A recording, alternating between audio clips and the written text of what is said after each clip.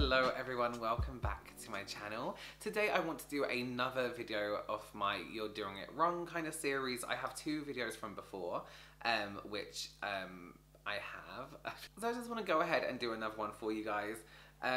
My makeup looks a little bit weird because I've just finished doing another video where I did a really like dark eye, so I'm a little bit sensitive in my eye area. I just want to talk to you guys about a few things when I'm teaching people makeup that they do, which are totally understandable why people make mistakes, and I only have learned how to fix them or correct them through making the mistakes myself. So these are mistakes that we all make and all do, and also these are a few things that you can just implement in your makeup routine to make makeup easier for you. So before we do that, if you don't know who I am and you're like, why is this guy telling us how to do makeup? Hi my little baby. My name is Robert. I'm a professional makeup artist here on YouTube and also in real life, and it is my goal here to help you become a pro yourself or just really good at makeup. So if that is something you are interested in, then please consider subscribing to my channel. So the first thing I want to talk to you guys about is mascara and getting full use out of your mascara wand. I know that sounds really basic and like why would we need to get full use out of a mascara wand? Don't lick yourself on camera.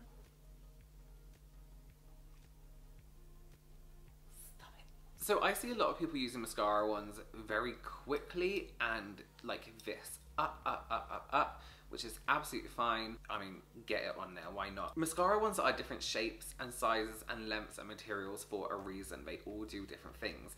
For me, it's actually the brush that makes more of an impact than the formula. Wait, stop.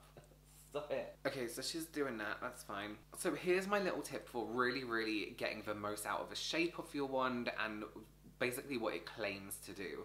When you're applying mascara, by starting at the base of the lash, you basically want to, with your hand, roll forward. So we're rolling forward like this. We're moving up at the same time, but at the same time we're also zigzagging through. That way you're separating every single lash. You're zigzagging through so the brush can get to every single part of the lash, and then you're making sure you're coating every single lash. So rolling like this and then zigzagging through, all at the same time.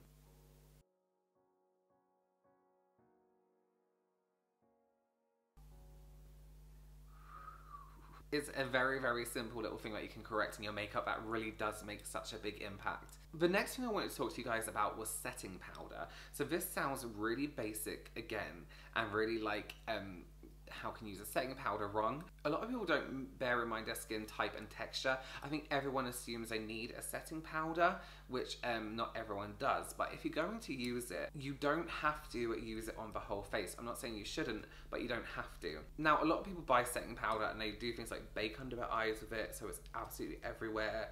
They do their nose, they do everything else like that. That is a lot of powder. And I find, especially with me, that on my cheeks here, for example, there's actually quite a lot of texture there in terms of pores and like rougher skin. So I wouldn't use setting powder on that part of my face. I only use setting powder on the oilier part of my nose and down the middle of my forehead. I quite like a shine to the rest of my cheek here. If you do have oilier skin and you also have texture in your skin, then you can apply a powder and you know in a few minutes time that that powder, that is not going to be matte anymore and you're going to have a nice finish. But you don't need to use it across the whole face. It can actually give you a really flat, dry look, which isn't the most complimentary skin kind of texture. And I see a lot of people with overly dry skin because of setting powder. You only do really need a light dusting of a powder, and that is literally it. You don't need to go everywhere on your face, especially while you're using a beauty blender with that. That is way too much powder on the face. Let's calm it down a little bit. Powder in the areas that you feel you need oil control or blurring. So here's a little tip for a lot of people that find that their concealer under their eye creases. There's two things that I find that people do when it comes to under eye creasing. Oh, my nails are really dirty. Sorry. You can see one of my previous videos about why I don't like baking. I'll leave a link in the box below. But baking under eyes can cause creases, and so can too much product. So here's something you can do with concealer that isn't going to give you that overly cakey line kind of look. The way I like to apply concealer, which is very effective and not overdoing it, is by only applying it where it needs to be applied under the eyes. So I will do 1 dot of concealer on the outside corner of the eye, and then I'll do 2 dots, one here and one higher up. I then only blend whether it's patting with a finger or patting with a brush in that area. So I'm not going across like this, and I haven't applied concealer the whole way across like that because that can be too heavy for some people. So I'm only blending in areas that I've applied the product.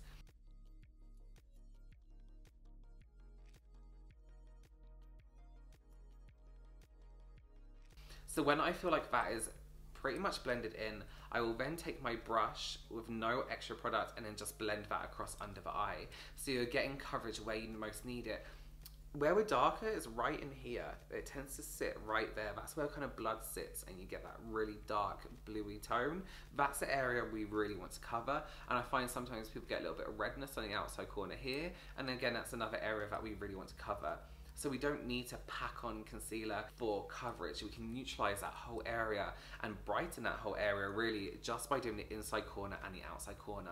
It doesn't have to be like a shitload of product. And then when you lighten in here and down here, scientifically as well, light comes in this way and bounces off that way on your skin. So you're gonna blur out that whole area. That should hopefully stop those really weird creases that just appear out of nowhere, even if you don't have like creasy under eyes. You sometimes get those random lines. So my next thing is eyeshadow and placement of eyeshadow, and mainly when you're creating a smoky eye. Again, I've done a whole video on why your eyeshadow might be looking wrong, if that makes sense, and it's all down to placement of eyeshadow. And I think when we do smoky eyes, or when we see like eyeshadow being blended up here, we look at where the color is, and that's where we initially place the color.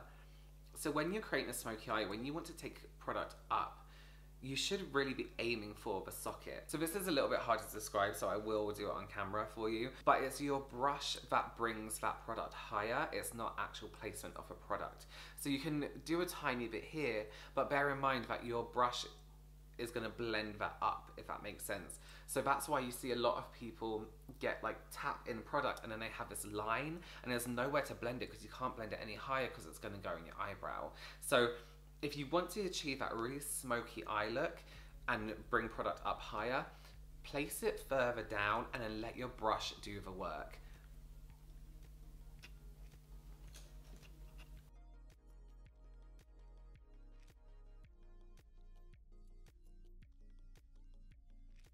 This is a really old brush, but a bigger, fluffier brush. You see how it sits on the eye? Even if I place that in my eye socket, it is higher, and as we blend, it's taking that product higher. So I'm not gonna go here and place product, I'm gonna go into the socket. That way you have more room to blend the product up, and you can build up more color and product that way. And the last thing I wanted to add to this list today is about eyeliner. So, and mainly liquid liner. I see a lot of very, strange shapes being created with liner on some people, and again it's all about placement. And I'm talking about everyday liner, not like a crazy look, just if you want to whack on some liner and mascara, you know, and go out.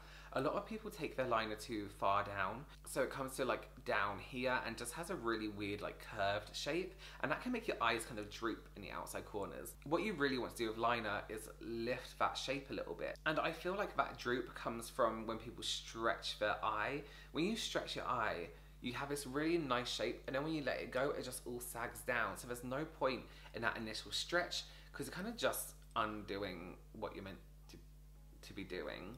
So when you're applying your liner, it's all about position of when you're looking in the mirror. I like to hold a mirror below my chin. I don't know if you guys can see, it's right here. And just angle it up very slightly, chin up, and then you can see every single part of your lash line.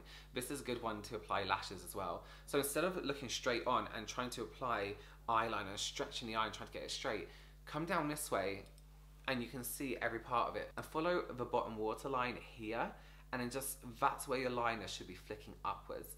If you're coming down this way, our natural kind of movement with hands is like this. It isn't this, if that makes sense. So you can flick, but before your hand is gonna go down first. So if you start off this way, you're gonna flick your liner up better. That's a lot of describing. I don't know whether that came across right.